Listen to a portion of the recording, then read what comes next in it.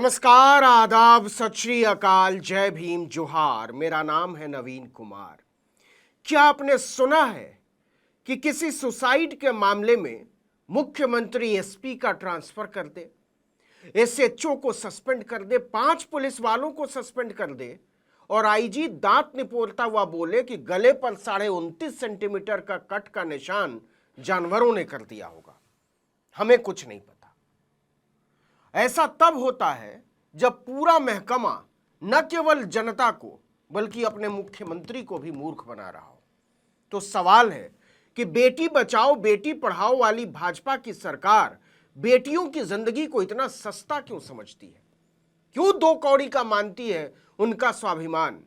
और अगर ऐसा नहीं है तो पुलिस की हिम्मत कैसे हुई परिवार के दावे के मुताबिक जान से मारकर खेत में फेंक दी गई बेटी के मां बाप को यह कहने की कि तुम्हारी बेटी किसी के साथ भाग गई होगी? हरियाणा की जालिम पुलिस और उससे ज्यादा जालिम सरकार ने पहले मनीषा की जिंदगी को मजाक बनाया और इसके बाद वो उसकी मौत का मजाक बना रही है। हरियाणा के भिवानी की 19 साल की शिक्षिका मनीषा की मौत डबल इंजन की सरकार के माथे पर डबल कालिख का टीका बन गया है। भाजपा के इन डबल इंजनों से गुंडे, मवाली, हत्यारे, बलात्कारी नहीं संभलते और उसकी पुलिस से तो बिल्कुल नहीं। 10 दिन हो गए हैं, लेकिन इन 10 दिनों में हरियाणा की पुलिस 10 तमाशे कर चुकी है। इस केस में बार बार ट्विस्ट आ रहे हैं। SP, SHO, IO Dhirendra Shastri के चेलों की तरह हो गए, जिन्होंने हत्या के 5 दिन बाद एक पर्ची निकाली और कह दिया कि देखो, हमने तो शुरू में ही समझ लिया था लड़की ने खुद ही अपनी जान दे दी है। ये देखो सुसाइड नोट। रोहतक रेंज के आईजी पूरण कुमार के पास इस सवाल का कोई जवाब नहीं है कि पुलिस ने सुसाइड नोट लाश मिलने के बाद 5 दिन बाद क्यों सार्वजनिक किया और इस पर उसके नाम या सिग्नेचर क्यों नहीं है। पहले इतना भी क्यों नहीं बताया कि कोई नोट मिला है? और दूसरा सवाल, अगर मनीषा ने खुद अपनी जान दी है तो इसकी वजह क्या है? आपको बता दें कि डबल इंजन सरकार की पुलिस के निकम्मेपन की वजह से 1 हफ्ते से हजारों लोग प्रदर्शन कर रहे हैं। ये लोग किसी भी सूरत में पुलिस की मनोहर कहानियों पर भरोसा करने को तैयार नहीं है। अब सुनिए सिलसिलेवार तरीके से पूरी कहानी। 11 अगस्त को सुबह घर से पढ़ाने निकली मनीषा शाम तक घर नहीं लौटी तो परिवार को चिंता हुई। इससे पहले ऐसा कभी नहीं हुआ था।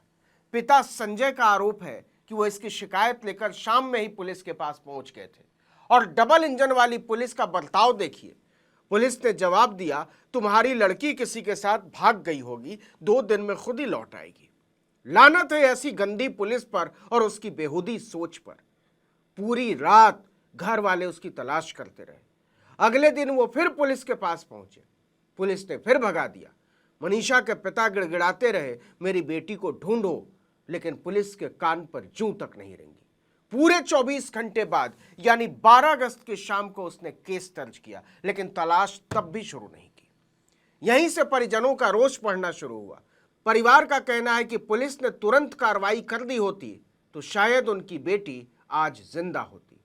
13 अगस्त को एक किसान ने पुलिस को सूचना दी कि मेरे खेत में एक लड़की की लाश पड़ी हुई है। पुलिस मनीषा के परिवार को लेकर पहचान कराने पहुंची तो वो मनीषा की ही लाश निकली। उसकी गर्दन पर गहरे निशान थे। खुद पुलिस ने लाश पर गहरा कट होने की बात की थी। अंदेशा जताया गया कि गर्दन काटकर हत्या की गई। उस दिन पुलिस ने सुसाइड नोट मिलने की कोई जानकारी सामने नहीं रखी। लाश की ऐसी हालत देखकर परिजनों और लोगों का गुस्सा और भड़क गया। डबल इंजन की पुलिस की डबल गंदगी और निकम्मेपन की खबर आग की तरह फैलनी शुरू हुई। तब भी पुलिस अपनी अकड़ में बैठी रही और मामले से जुड़ी सच्चाई को दबाती रही।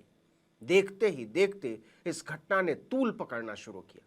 भिवानी में जस्टिस फॉर मनीषा के नारे गूंजने लगे। धरना प्रदर्शन शुरू हो गया। तब जाकर डबल इंजन सरकार के मुखिया सीएम नायब सिंह सैनी ने 15 अगस्त की रात को भिवानी के एसपी मनबीर सिंह को हटाने का निर्देश दिया। लोहारू थाना के एसएचओ समेत 5 पुलिस वालों को सस्पेंड किया गया, लाइन हाजिर किया गया। मनबीर सिंह की जगह सुमित कुमार को नया एसपी बनाया गया, लेकिन इससे पुलिस की जांच पर कोई फर्क नहीं पड़ा। वो वैसे ही जनता और मीडिया को बरगलाती रही। इधर लोगों का गुस्सा बढ़ता जा रहा था। वो पूछ रहे थे कि मनीषा को किसने मारा और वो अभी तक आजाद कैसे है। मामला हाथ से निकलते देख अब जरा ध्यान से सुनिएगा, मुख्यमंत्री नायब सिंह सैनी ने मीडिया से कहा कि मनीषा हमारी बेटी है, हमारे परिवार की बेटी है। इस बेटी और उसके परिवार को इंसाफ दिलवाना सरकार का दायित्व है। पुलिस निष्पक्षता और गंभीरता के साथ जांच कर रही है और जल्द ही जांच रिपोर्ट आने पर दोषियों पर सख्त से सख्त कार्रवाई की जाएगी। सोचिए, ये 4 दिन बाद कहा कि दोषियों पर कार्रवाई करेंगे। इस मामले में किसी भी दोषी को बख्शा नहीं जाएगा। वे खुद पुलिस से इस मामले से संबंधित एक एक मिनट की रिपोर्ट ले रहे हैं। पुलिस कई लोगों से पूछताछ कर रही है। 5 दिन बाद अचानक से पुलिस एक सुसाइड नोट मीडिया के सामने रखती है और कहती है उसे किसी ने मारा नहीं, उसने खुद अपनी जान दे दी। अब तो बवाल बढ़ गया। भिवानी पुलिस की हिम्मत देखिए कि वो न केवल मनीषा के परिवार को, न केवल राज्य की जनता को, बल्कि सूबे के मुख्यमंत्री नायब सिंह सैनी तक से झूठ बोल रही थी। सवाल खड़ा हुआ कि क्या भिवानी पुलिस के अधिकारियों ने सीएम सैनी को भी नहीं बताया कि मनीषा की लाश मिलने वाले दिन ही एक सुसाइड नोट मिल चुका है। अगर सीएम को सुसाइड नोट का पता होता तो वो दोषियों पर सख्त कार्रवाई की बात करते ही क्यों। साफ है कि दाल में कुछ काला नहीं है, पूरी दाल ही काली है। जरा ध्यान से सुनिएगा। पुलिस ने भिवानी में मनीषा के शव का पोस्टमार्टम करवाया।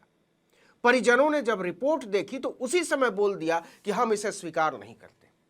मनीषा के मामा कुलदीप ने मीडिया के सामने कहा कि पोस्टमार्टम में हत्या को लेकर कोई साफ बात नहीं की गई है, गले पर निशान को लेकर नहीं बात की गई है, न बलात्कार को लेकर साफ किया गया। लिखा है कि मनीषा का गला 29.5 सेंटीमीटर कटा हुआ था, सिर्फ आधा सेंटीमीटर बचा हुआ था बस।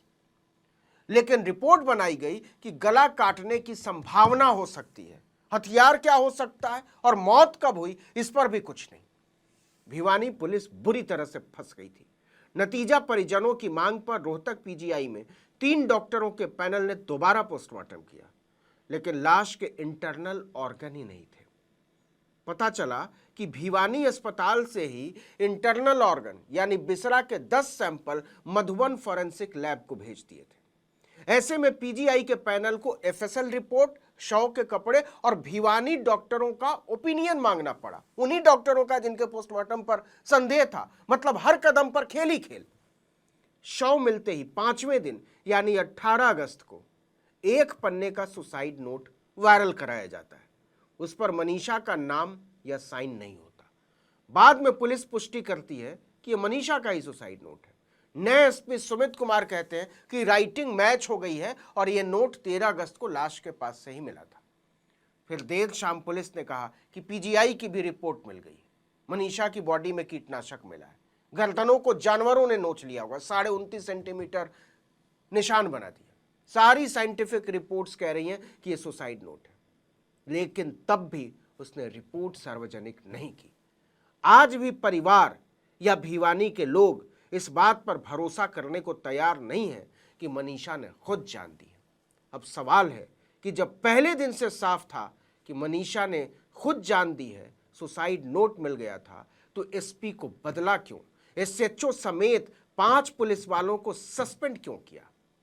इस वीडियो में इतना ही। लेकिन अगर आपने आर्टिकल 19 इंडिया को अब तक सब्सक्राइब नहीं किया तो फौरन कर लीजिए, बेल आइकॉन दबाइए, घंटी जैसी आकृति, लाइक कीजिए और कमेंट करके बताइए हमारा वीडियो आपको कैसा लगा। हमारा ट्विटर हैंडल है आर्टिकल 19_इंडिया और मेरा ट्विटर हैंडल है नवीन जर्नलिस्ट। नमस्कार।